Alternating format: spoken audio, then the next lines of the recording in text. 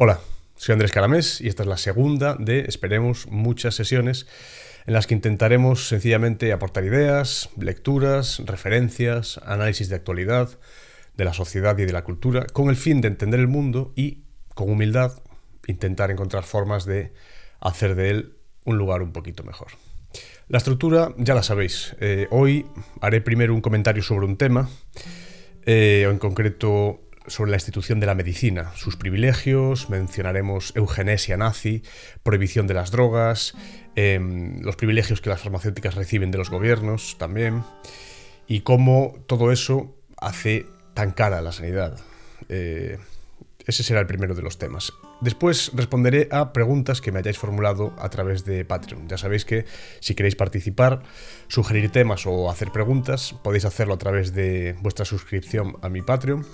Suscribiéndoos, apoyaréis al programa y a mí, dándome cada vez una mayor autonomía que me permita seguir trayéndoos o llevándoos allí material interesante, ideas novedosas y otras herramientas para entender qué pasa en este mundo loco en el que vivimos.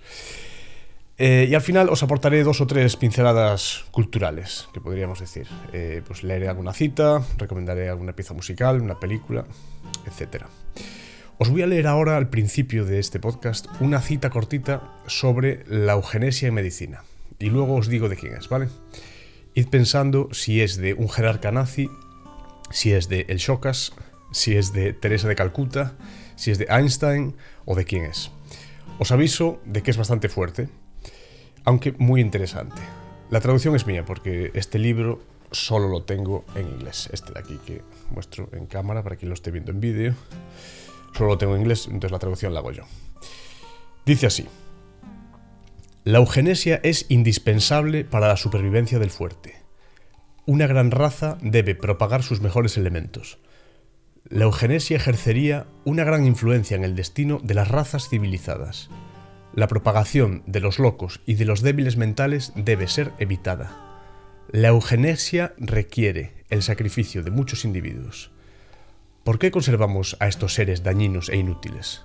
Los anormales evitan el desarrollo de los normales. Venga, vamos allá.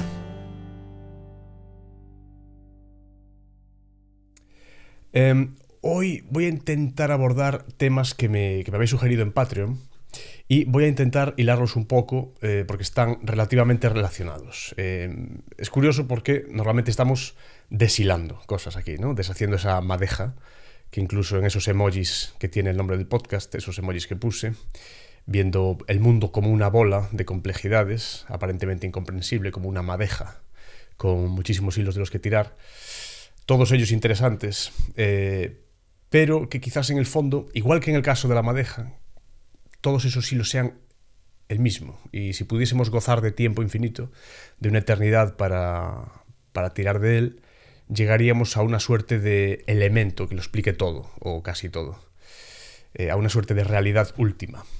Ese es el tema que exploro en mis pinturas, por cierto, ese de las realidades, la realidad última. Pero en fin, lo que nosotros apreciamos de la realidad así a golpe de vista son todos esos hilos que parecen llevar a sitios distintos, y si estás escuchando esto seguramente compartas ese problema que tenemos algunos, de que nos interesan muchos temas, demasiados. Pero bueno, ese es el camino del conocimiento, supongo. Así que vamos a seguir. Bueno, vamos a dejar aquí esta metáfora y vamos con los temas. Hoy os voy a hablar un poco de cómo la institución de la medicina se da la mano con el Estado para obtener una serie de privilegios. Aquí tengo que hacer un caveat, un descargo de responsabilidad, un disclaimer, que dicen en inglés, para quienes escuchen sin prestar atención, que hay unos cuantos. No, a veces, bueno, a ver, no son la mayoría, ni muchísimo menos, pero hay unos cuantos. Voy a hacer ese descargo de responsabilidad. La medicina es buena. La medicina es útil, me parece útil. La medicina ayuda a personas a curarse y a recuperarse. Y de hecho, me interesa mucho la medicina, me interesa el conocimiento del ser humano y cómo funcionan sus órganos, sus distintas partes, etc. ¿Vale? Me parece que la medicina es una buena cosa. Bien, dicho eso, ahora puedo ya hacer la crítica que iba a hacer, no de la medicina, sino de la medicina en relación al Estado. Bien. Un paréntesis, ¿recordáis la cita que leí al principio? Vale, ¿de qué jerarca nazi creéis que es la cita? Bueno, pues la cita no es de ningún nazi, es de Alexis Carrel, un cirujano y biólogo francés que recibió el premio Nobel en 1912. Los tonteos de la medicina con este tipo de cosas son innumerables, sobre todo el siglo pasado, eso fue tremendo. Pero bueno, vamos a seguir con cosas feas. Ya digo, no ataco a la medicina como tal, ni muchísimo menos, sino en su perversa unión con los estados.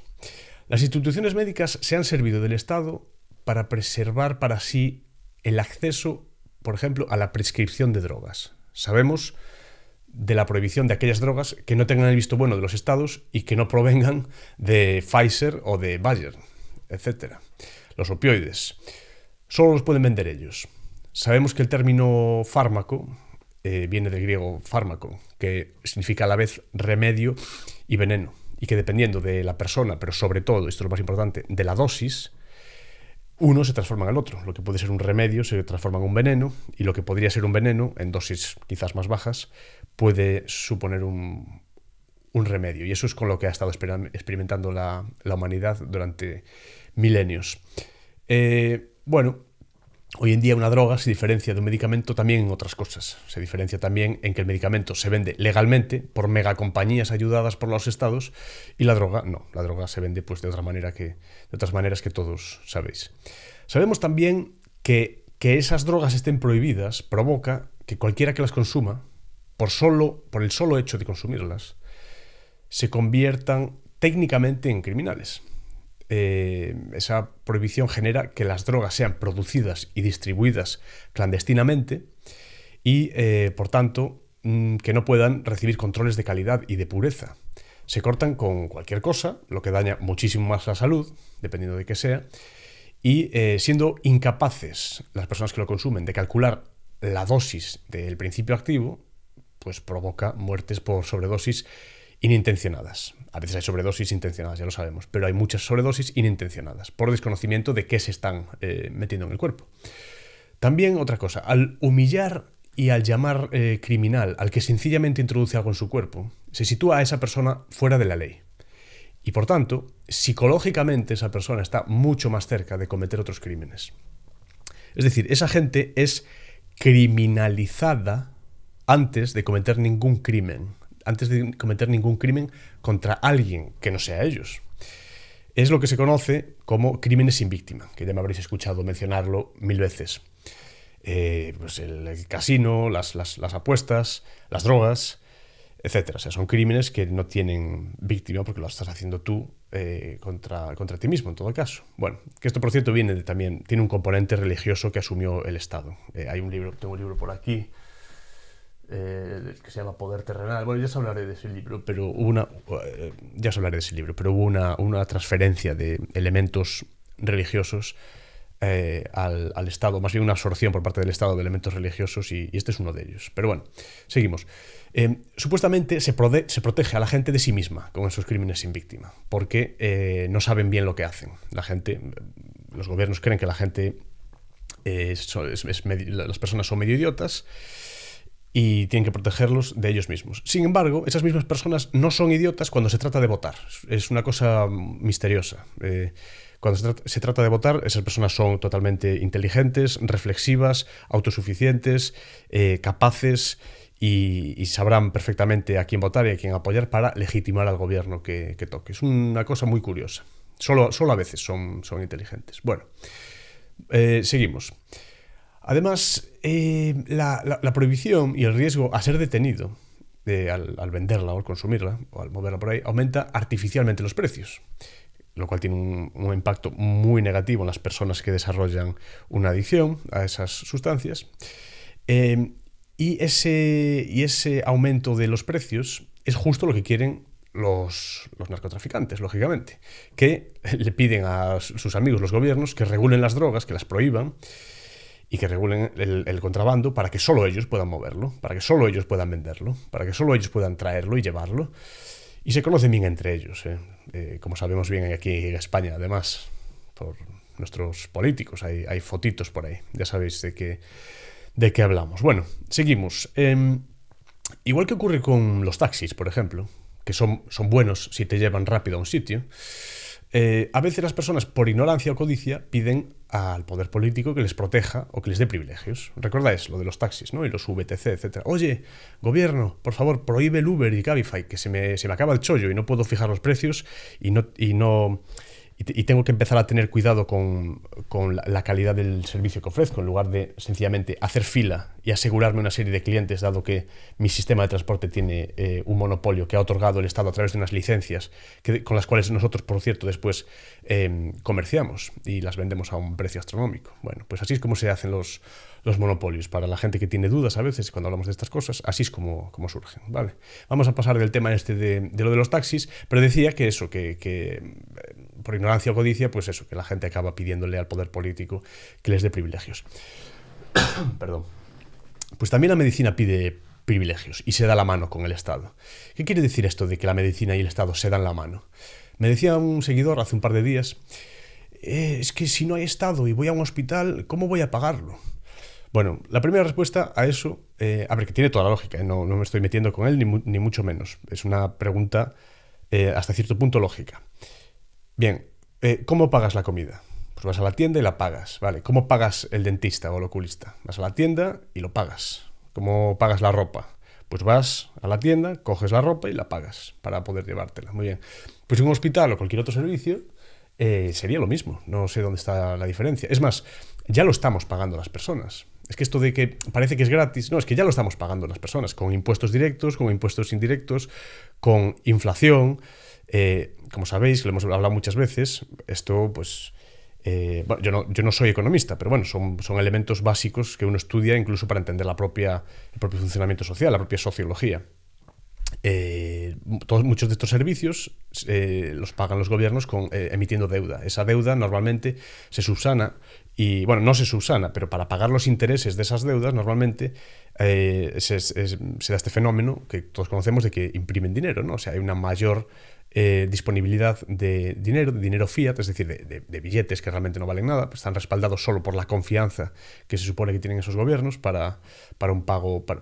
Los gobiernos lo respaldan con su capacidad futura para recaudar impuestos. Bien, pues eso lo que genera evidentemente es inflación, y lo que produce la inflación es que el dinero que podáis tener ahorrado, mucho o poco, en el futuro vale menos, y pues, no es ni más ni menos que un tipo de impuesto. Ellos generan esos billetes para pagar sus cosillas y tu dinero vale menos, pues en vez de quitártelo, ha hecho que tus billetes tengan menos valor, lo cual sigue siendo un impuesto. Bueno, pues ya digo, ¿los políticos lo sacan de su bolsillo? No, lo estamos pagando nosotros ya, lo pagamos pues eso, a través de impuestos y estas otras vías que he dicho. Lo que ocurre es que ahora el dinero además pasa primero por una burocracia y por unos políticos que se quedan una parte. Millones de políticos y concejales y funcionarios y medios cargos y altos cargos y de todo. Secretarías y todo eso, ya sabéis cómo funciona. Decía este seguidor, ay, pero es que un hospital es muy caro, ¿no has visto cuánto cuesta cada tratamiento y cada día en planta?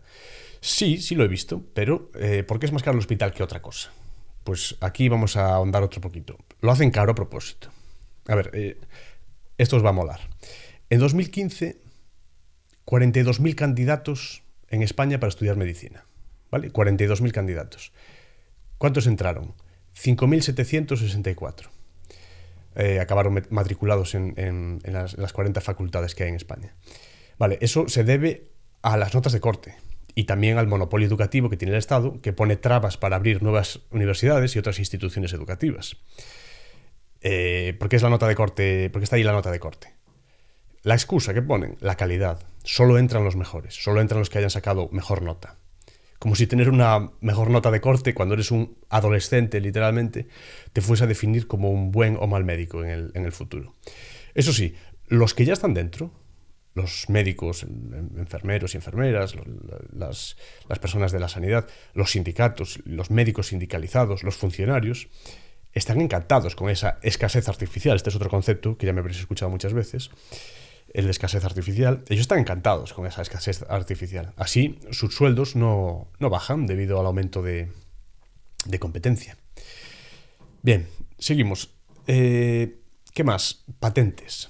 Sabéis que tengo una cruzada contra las patentes y la propiedad intelectual que defienden los estados. Bueno, cuando la gente se queja de los millonarios, tienen razones, está bien, se quejan de los millonarios, pero no es que sean millonarios porque sean muy buenos vendiendo esto o lo otro, porque ofrezcan un servicio mejor o porque sean muy inteligentes. Normalmente, si miramos bien de cerca, nos daremos cuenta de que la gente está pasando por alto la cuestión de las patentes y de quién las facilita, las patentes, la propiedad intelectual y otros privilegios. Cuidado con lo de los millonarios, porque si miramos de cerca empiezan a aparecer esas cositas. Pues las medicinas tienen patentes. Eso lo sabéis también, lo sabe todo el mundo. Los sistemas de patentes los proporcionan los estados. Bien, hace unos días, esto es potente, hace unos días nos enteramos de que la Audiencia de Barcelona ordenó retirar de las farmacias un medicamento genérico que ahorraba, cuidado, coged aire, ahorraba 380.000 euros al día a la sanidad pública. Esos jueces, esos funcionarios, es decir, el Estado una vez más, ordenó que se retirase porque había un problema con las patentes. Amigo, esos son 138 millones de euros al año, ¿eh? 138 millones de euros al año. En lugar de ser barato, hay que pagar lo que digan los dueños de esas patentes. Pero luego nos quejamos de que hay multimillonarios. Bueno, ¿quién hace los multimillonarios? ¿Se hacen ellos solos? ¿Es únicamente la culpa del capital y del dinero y de dejarles hacer lo que quieran? ¿O es precisamente el Estado el que se lo pone en bandeja y el que les da las herramientas para lograrlo? ¿Quién eran, por cierto, los dueños de esas patentes? BMS, Bristol Myers Squibb. Esa empresa tuvo el año anterior unos ingresos de 46.000 millones de dólares.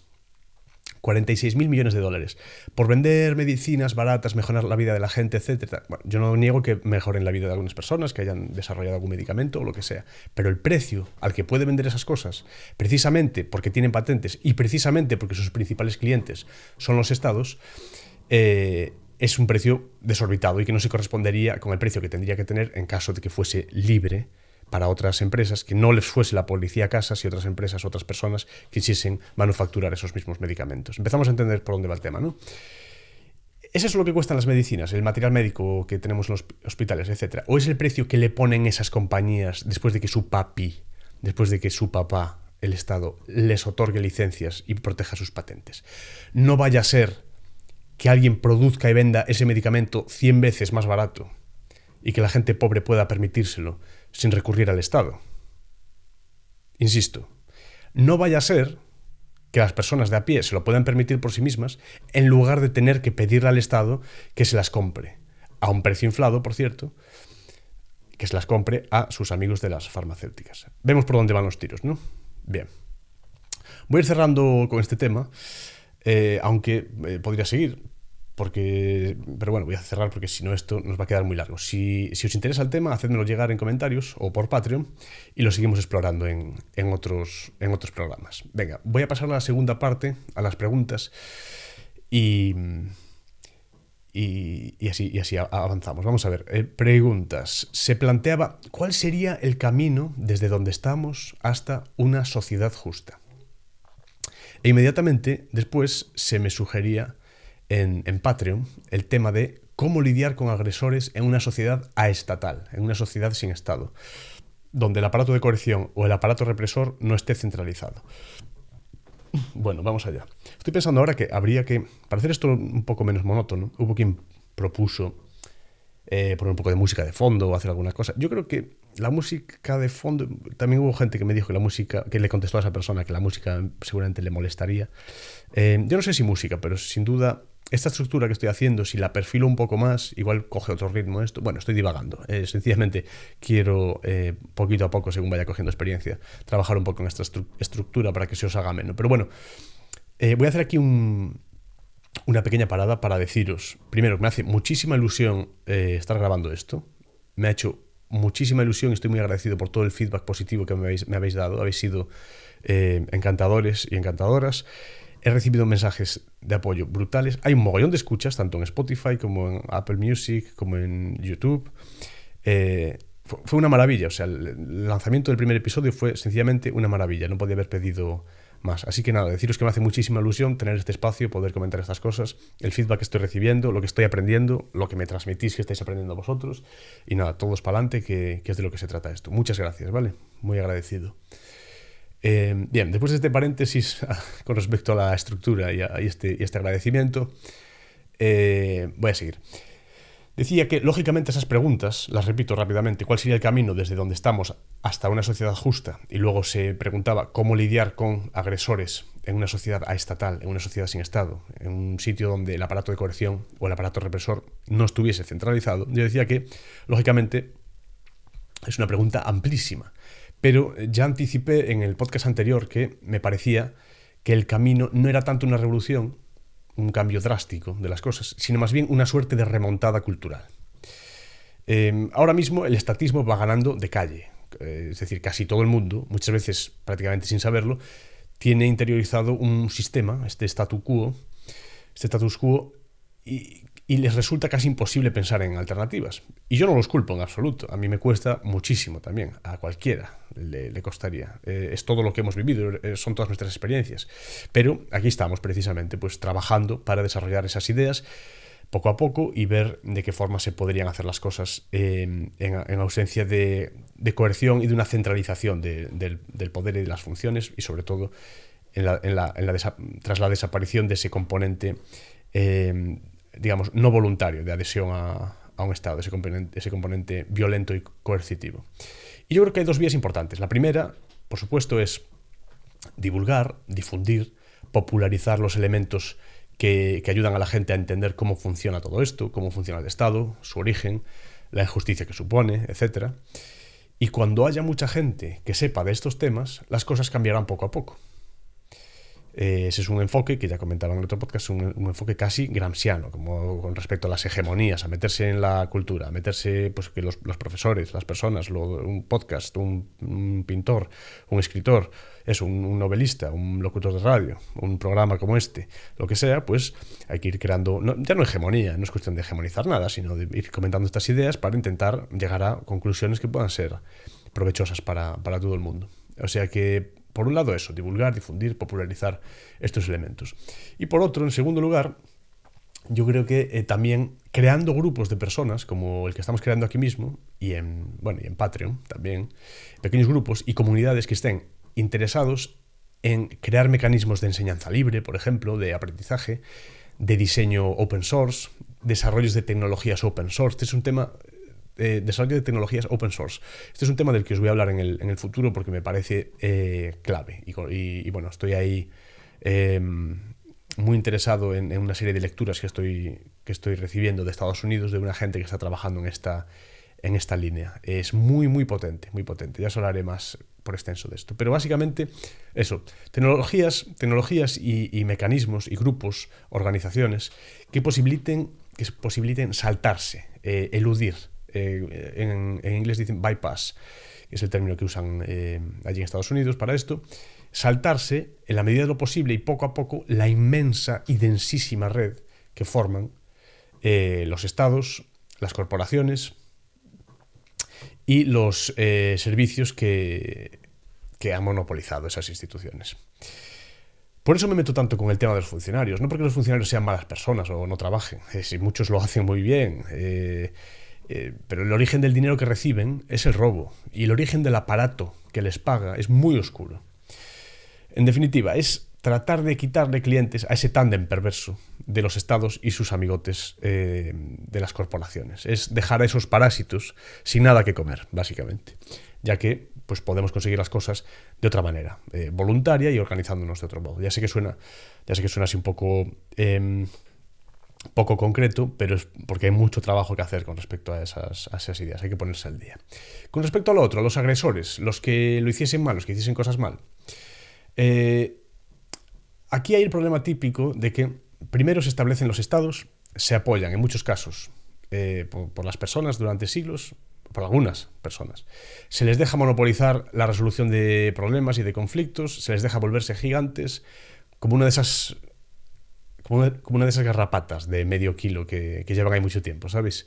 Resulta que el anfitrión, el que tiene la garrapata, es muy fuerte, tiene muy buena salud y coincidió además que la garrapata no tenía las bacterias esas que producen la enfermedad de Lyme, y se quedó ahí y fueron tirando. Bueno, pues como una garrapata de esas de 50 kilos, se deja que crezca el Estado estos últimos siglos, que monopolice la resolución de problemas, y luego se nos pide a los que lo criticamos que desarrollemos en un comentario de Instagram o en un comentario en YouTube o donde sea el equivalente a 200 años de elaboración de soluciones voluntarias y de elaboración de soluciones voluntarias y locales a los problemas sociales, que es una elaboración de soluciones que se paralizó cuando todo esto fue centralizado y monopolizado a la fuerza. Pero bueno, aún así, para lidiar con agresores o gente que hace cosas malas, también la solución pasa, como en otros temas que he comentado en Instagram y en otros de mis vídeos, por el tema de las comunidades pequeñas, reducir las comunidades, volver a lo local. Aunque hay una hiperconectividad que no me parece necesariamente mal a nivel de tecnología, etc., no vivimos en todas partes, en todo el mundo al mismo tiempo. Nosotros vivimos normalmente en un radio mucho más reducido, lo comentaba en el podcast anterior. Pues en una vuelta a eso, a comunidades más pequeñas, creo que puede estar parte de la solución. Yo creo que ahí tenemos, pues, por ejemplo, temas como el marcado, por ejemplo. Imaginad un entorno de comunidades pequeñas o pueblos que por no haber recibido los esteroides del Estado, como recibieron algunas poblaciones, pues mantuvieron un tamaño lógico. Si en una de esas comunidades alguien viola o mata, y por ejemplo el hecho ese se demuestra en esa comunidad, se le puede expulsar de allí y además, pues yo qué sé, cortarle un trocito de oreja para que en otros sitios sepan lo que hizo. Existieron códigos de marcado muchas veces. Estaba esto de la B para burglary, que era robo, T de thief, ladrón, R de rogue o como vagabundo, etcétera. Había muchas letras así. Había otros delitos que ya no nos harían tanta gracia, como F, creo que era de forgery, o A de adulterio, incluso D de drunkenness, de borrachera, que atentan directamente contra los derechos naturales. O sea, no podríamos aceptar eso en ningún caso. Y no podemos apoyar algo así, un marcado, digamos, físico. Yo creo que casi de ninguna manera. Hombre, a ver, depende del crimen y tal, esto ya es una cuestión como moral, pero quiero decir que es una animalada. El branding, este marcado, me parece muy hardcore. Y además, pues sí, durante algunos siglos se hizo con esclavos, etcétera, y es horrible. Pero sí es cierto, lo digo como idea, sí es cierto que hoy en día podría hacerse de mil y una formas distintas a través de chips, de aplicaciones, de códigos, de localizadores intradérmicos, criptografía, etcétera, sin necesidad ni de que lo haga el Estado ni de torturar a nadie. O sea, se podría lidiar con las personas que hacen cosas malas, pues de otra forma.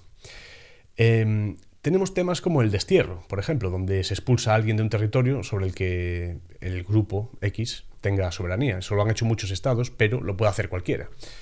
Si visitan mi casa unos amigos perdón, y uno la empieza a liar mucho, abro la puerta, lo agarro y, como diría mi abuela, lo meto para afuera. Lo meto para afuera quiere decir lo saco de allí. O sea, abro la puerta, lo agarro y lo saco.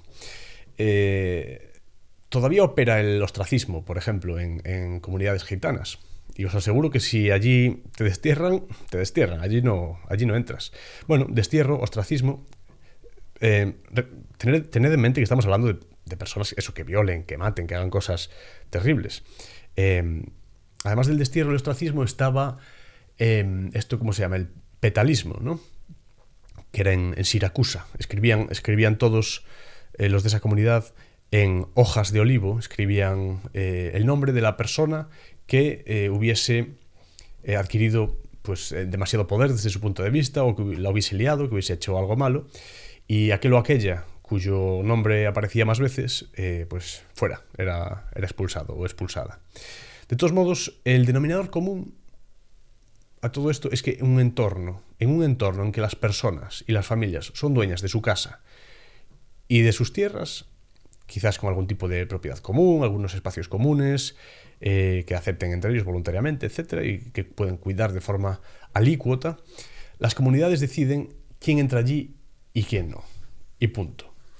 En ese paradigma, en un paradigma de propietarios, con propiedades privadas y comunes, pero en un paradigma en el que cada quien tiene lo suyo y luego se ponen cosas en común, pero de manera voluntaria, no por la fuerza, en ese paradigma un destierro sería durísimo, sería una pena muy dura.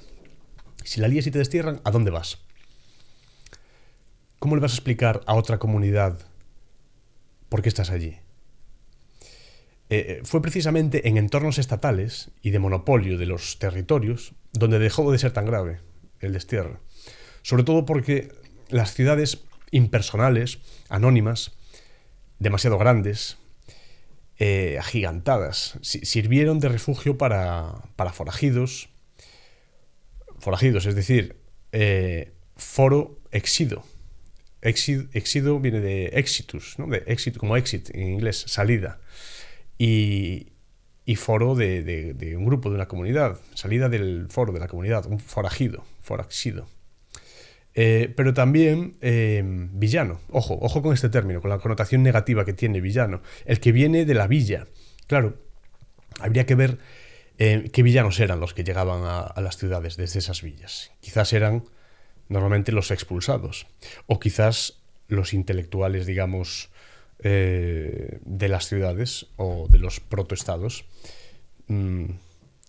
se referían a la gente de las villas como, pues eso, como brutos, como analfabetos, como malas personas, sencillamente porque quizás muchos de esos no querían pasar por el aro y se rebelaban cuando históricamente los impuestos no solían superar un 10% y aún así se rebelaban. Y mirad ahora lo que tenemos, casi la mitad de lo que produce cada trabajador se lo extrae el aparato recaudador estatal. Bueno, y está todo el tema también de la justicia sin Estado, de los arbitrajes, organizaciones resolutoras de conflictos y todo ese tema.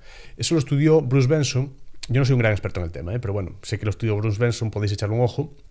Yo lo haré en cuanto tenga tiempo. No estoy muy familiarizado con su trabajo. Pero vamos, que en un entorno de libertad tampoco puedes vender o hacer lo que quieras, porque rápidamente, o te echan, como hemos dicho, o te boicotean, por ejemplo, no te lo compran, no interactúan contigo o con tu familia o con tu gente, y se te acabó. Se trata de ir, creo, hacia conexiones de interdependencia, donde no te quede más remedio que ser agradable con tus vecinos, por ejemplo. No por la fuerza, sino por pura civilización y conveniencia. Eso es lo que... Por eso, pues, actividades como el comercio y actividades comunitarias, cosas compartidas, suelen suavizar las formas y las conductas de las personas. Todo esto que comentamos no es una vuelta a estadios pre-estado. Todo el mundo pobre, sin tecnología, sin sanidad, sin hospitales, sin carreteras, sin nada. A veces algunos críticos de las cosas que digo creen que me refiero a eso, como una especie de vuelta atrás, ¿no? Todos pobres, con los harapos, todos sucios, oliendo mal, labrando allí la tierra con un sacho y allí trabajando en el campo, prácticamente descalzos. No, hombre, no. Sí, es todo lo contrario, es al revés. Es un estado de hipercivilización donde la gente se dé cuenta de que no necesita un pastor que le lleve el cotarro y que le chupe la sangre.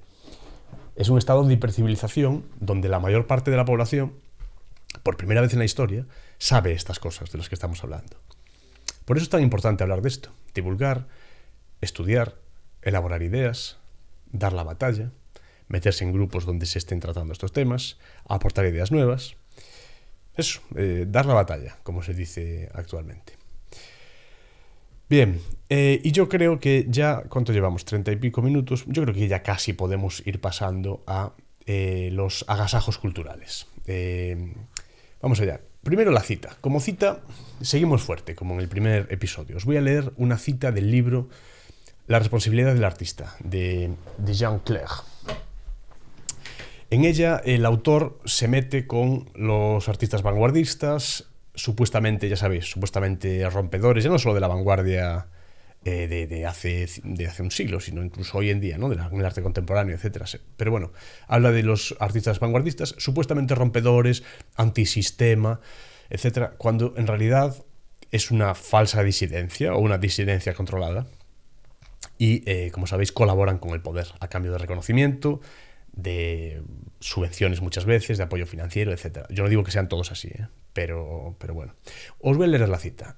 Vamos a ver, libro, página 21. A los que estén viendo el vídeo os pongo aquí el libro, La responsabilidad del artista, de Jean Clair. Aquí lo tenéis, lo dejo ahí un momentito. Bueno, os lo pondré, a ver si me acuerdo y os lo pongo en la descripción. Voy a leer esto. Dice, institucionalizada y funcionarizada, auténtica querida de los programas ministeriales de desarrollo cultural, sin embargo, la doxa vanguardista aún pretende encarnar el espíritu de insumisión ante el poder establecido. ¿De dónde la permanencia de tan extraño privilegio? Porque, por descontado, no se trata de subversión de valores establecidos. Aquí, cuidado con esto, perdón por cortar la cita, pero es que esto es muy fuerte, está muy bien explicado. Ningún Estado ha subvencionado nunca la subversión de sus propios valores. Así acaba la cita. Pues muy bien explicado, tremendo. Este es el tema, cuidado con...